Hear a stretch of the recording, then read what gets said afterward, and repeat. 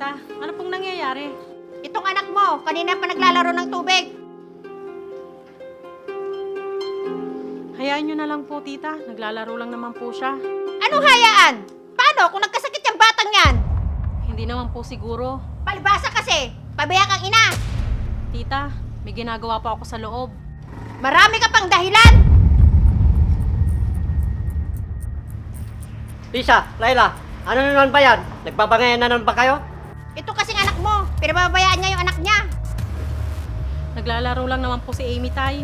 Kahit na, paano kung may nangyari sa anak mo? Nagtatrabaho po ako sa loob, tay. Tama na nga yan.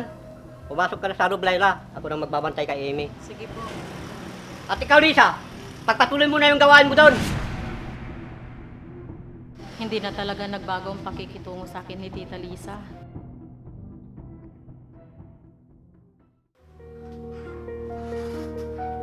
Lisa, pwede ba tayong mag-usap? Ano na naman ba ang sasabihin mo? Bakit ba ang init lagi ng ulo mo kay Laila? Dahil siya ang bunga ng pagtataksil mo sa akin. Lisa, matagal nang nangyari yun. Oo, matagal na nga. Pero hindi maalis sa isip ko ang nangyaring yun.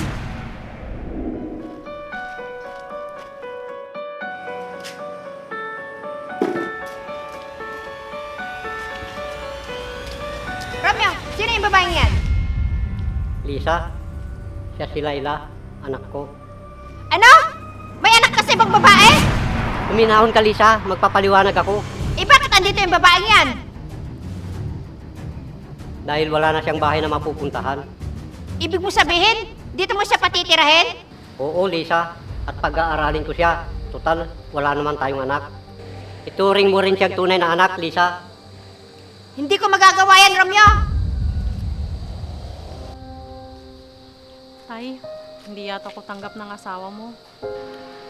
Huwag kang mag-alala, anak. Akong bahala. Baka ako pa maging dahilan ng hindi nyo pagkakaunawaan ni Tay. Hindi, anak. Basta't maging mabait ka lang sa kanya. Sige ho, Itay. Makakaasa ho kayo. Bakit ba hindi mo matanggap? Eh, ang bait naman niya sa'yo.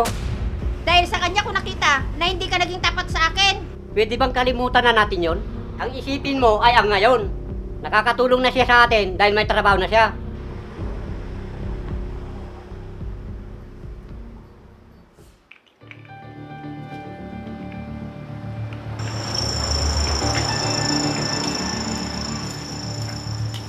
Oh, Romeo, bakit ikaw nag-aalaga sa bata? Asan si Laila?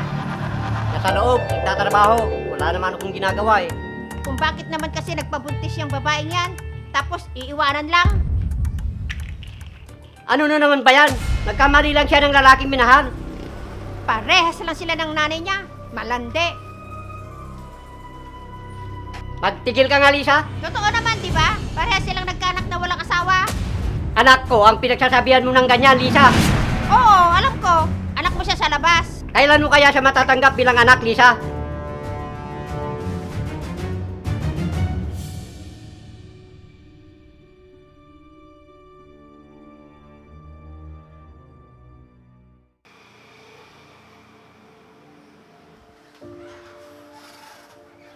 Laila, anak, asan ang tita Lisa mo? Umalis po, Itay. Lolo, bakit ang sungit ni Lola Liza sa amin? Hayaan mo na ang Lola Lisa mo, apo. Tumatanda na kasi yun. Amy, anak, pumunta ka muna sa likod at maglaro, ha? Sige po, inay.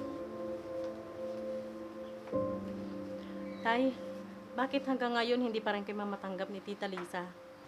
Ewan ko nga ba sa tita mo, anak? Palagi na lang mainit ang ulo niya at dinadamay si Amy. Baka hindi pa rin niya matanggap ang nangyari noon, anak. Pero wag naman sana niyang idamay si Amy. Kahit sa akin na lang siya magalit. Hayaan mo't pagsasabihan ko siya, anak. Pero anak, huwag ka sanang magtanim ng galit sa kanya. Kaso, Itay, sumusobra na siya. Dapat igalang mo pa rin siya, anak. Kahit papano, asawa ko pa rin siya. Sige ho, Itay, kung yan ho ang gusto niyo. Salamat, anak. Alis ka nga dyan, Amy. Alam mo, nagwawalis ako.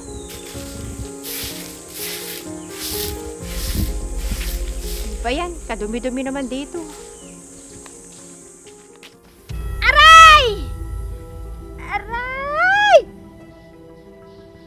Lola Liza!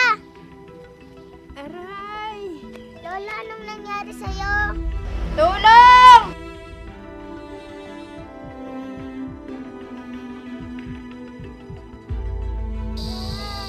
Tita, ano ang nangyari sa inyo? Nadulas kasi ako habang naglalakad. Hindi po ba nabagok ang ulo nyo, tita? Hindi naman. Napaupo lang ako. Kaya nyo po bang tumayo, tita? Parang nabalian na yata ako ng buto. Sandali lang ho at tatawagin ko si tatay.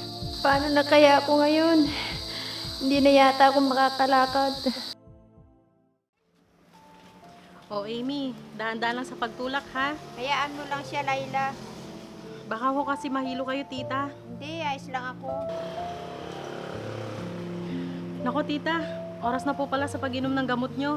Sandali lang ho at kukunin ko. Sige, Layla. Salamat o Diyos. At nandito si Layla. Ito na po yung gamot nyo, tita. Salamat, Layla. Ang bait mo sa akin. Responsibilidad ko po ang alagaan kayo, tita. Dahil asawa po kayo ni tatay. Kahit hindi maganda yung turing ko sa'yo, sinuklihan mo pa rin ito ng kabutihan. Sabik po kasi ako sa pagmamahal ng isang ina, tita. Maliit pa lang po ako nang iniwan ako ni nanay sa mga tiyahin ko. Tapos pinagpasapasahan ako kung saan ako titira. Hanggang sa kunin ako ni tatay at tumira dito. Patawarin mo ako kung naging malupit ako sa'yo. Kalimutan na po natin yung tita. Oo, anak. Anak? Oo, Layla. Anak na ang tawag ko sa'yo dahil napakabuti mo. Nay, bakit ang bait na sa atin ni Lola? Patawarin mo ako, Amy, kung naging masungit ako sa'yo noon. Hayaan mo, pag nakalakad ako yung mag-atid sa inyo sa paaralan mo. Talaga po, Lola? Oo, Amy, ihahatid ka niya. Tara na sa loob para makapagpahinga na si Lola.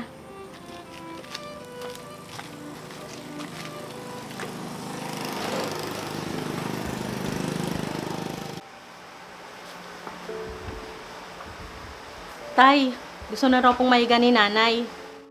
Sige, pahiga na natin siya.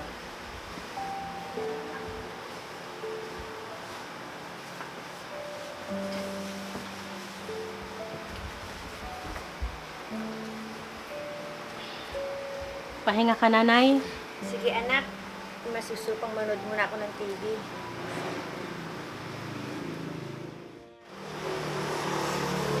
Alis po muna kami ni Amy. Magtatrabaho lang po ako. Halika na, Amy. Nay, dito muna po ako kay Lola. O sige, pero huwag kang pasaway, ha? Opo.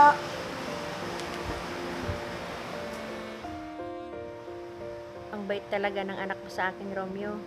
Hindi nagtanim ng sama ng loob sa akin. Anak natin siya, Lisa. Anak natin. Halika nga rito, Apo.